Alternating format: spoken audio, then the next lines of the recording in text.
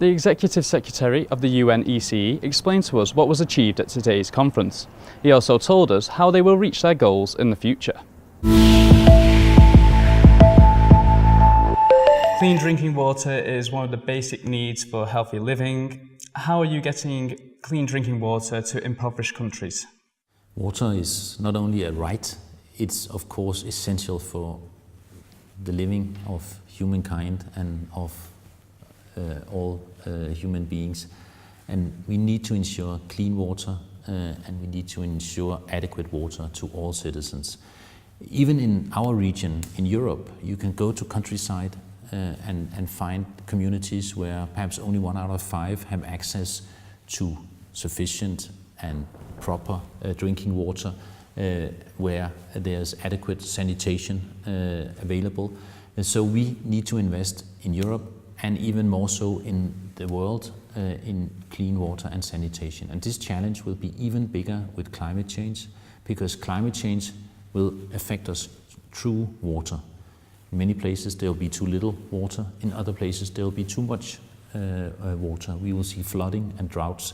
So we need substantive investments now in water and clean water. And in UNECE we are helping member states to do this.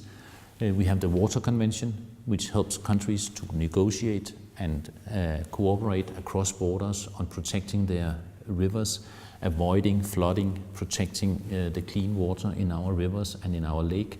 We have the Protocol on Water and Health. It's essential for investments and to scale up efforts towards clean water and sanitation. So we play an essential role and increasingly worldwide with our convention and with the protocol. We must ensure clean water and proper sanitation for all citizens. So, in the last UN General Assembly, there was many discussions about the Paris 2015 Climate Change Agreement.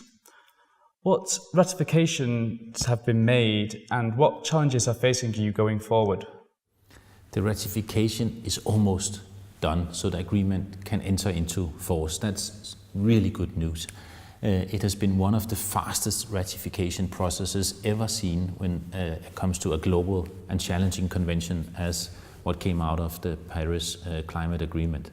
Good news, it shows that countries believe it's urgent, citizens believe it's urgent, companies believe it's urgent to tackle climate change, and it is very urgent.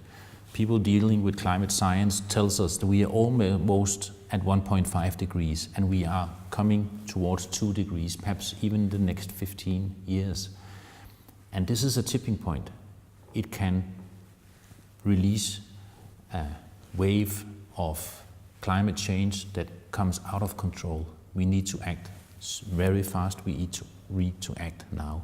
And in UNECE, we deal with almost all aspects of what is needed in order to tackle climate change. We deal with energy and energy standards. We tackle methane management from coal mines and gas, which is a very aggressive greenhouse gas. We have the Air Convention that is tackling also short-lived climate pollutants from black carbon to ammonia, which are crucial for climate change as well and crucial for your health and the health of our citizens.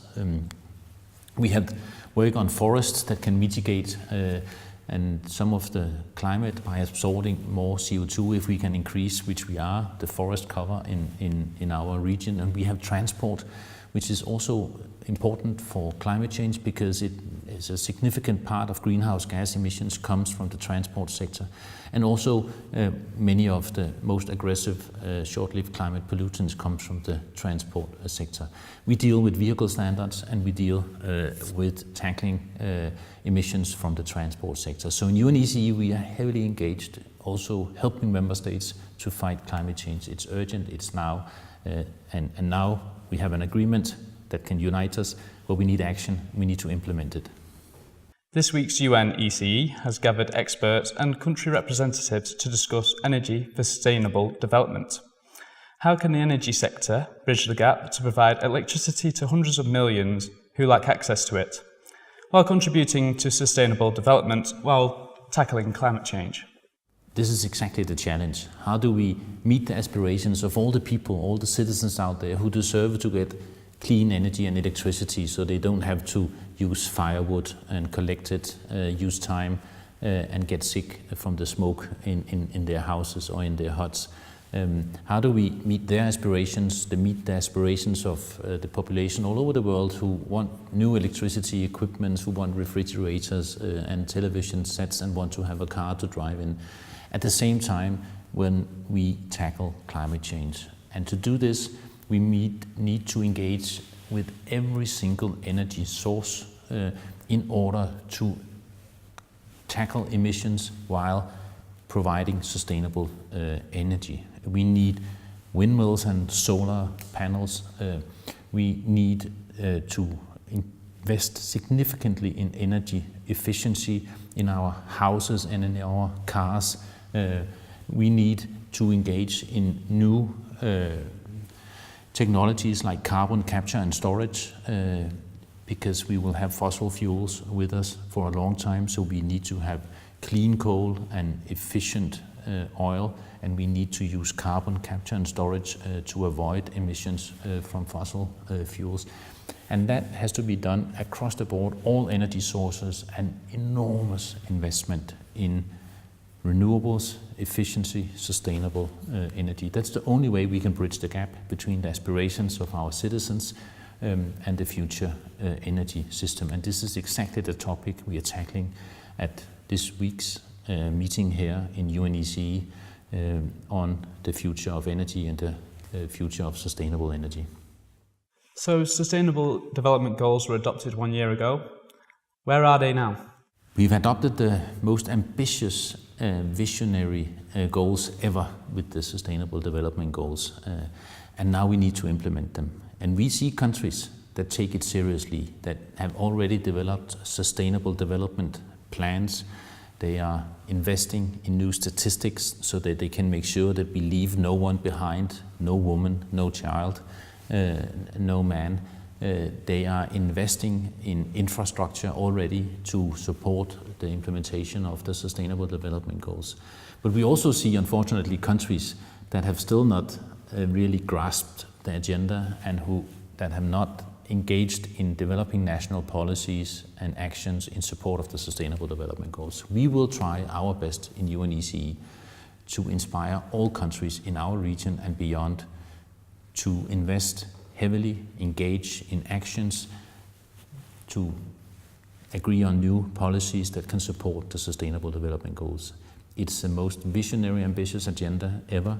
It's also the most rewarding agenda ever. We can be the first generation ever to eradicate extreme poverty. Our generation, we can do it. It will be the most rewarding thing for mankind ever. But we are also the last generation with the ability to tackle climate change. So there's a huge responsibility also on us to do it.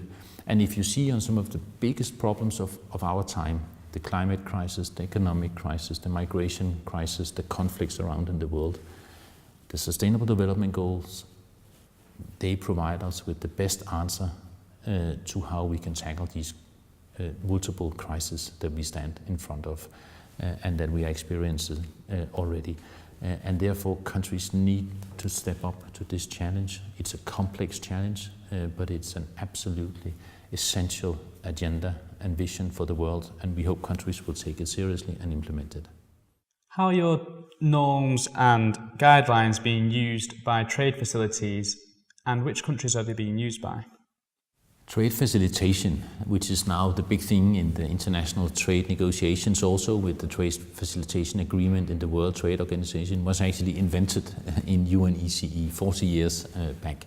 When UNECE countries came together in UNECE and negotiated the first customs documents, the coding blocks and the names and the abbreviations that were used in customs documents. And since then, in UNECE, we have developed almost 500 recommendations for trade facilitation.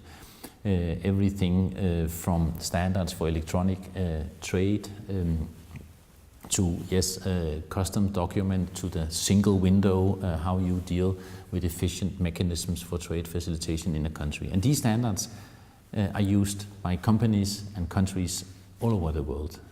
The location codes, the EDIFACT, the single window standards are used by countries all over the world and increasingly being adopted by multiple international organizations. But we are a little bit proud because trade facilitation, as said, really started in UNECE so many years back, and we are proud that it is used so extensively all over the world, and we are doing our best to now develop further standards and recommendations that countries can benefit from. Because cutting the red tape, dismantling these trade barriers and administrative burdens is essential to allow countries to experience economic growth, to allow companies to innovate and trade and engage and create new jobs and better jobs. And it is also an integral part of the new Sustainable Development Goals to create more trade and more jobs and better jobs and green growth and green jobs. And here trade facilitation plays a really important role. Thank you, Christian Friis Bach, for joining us today. You're most welcome. It was a pleasure to be here.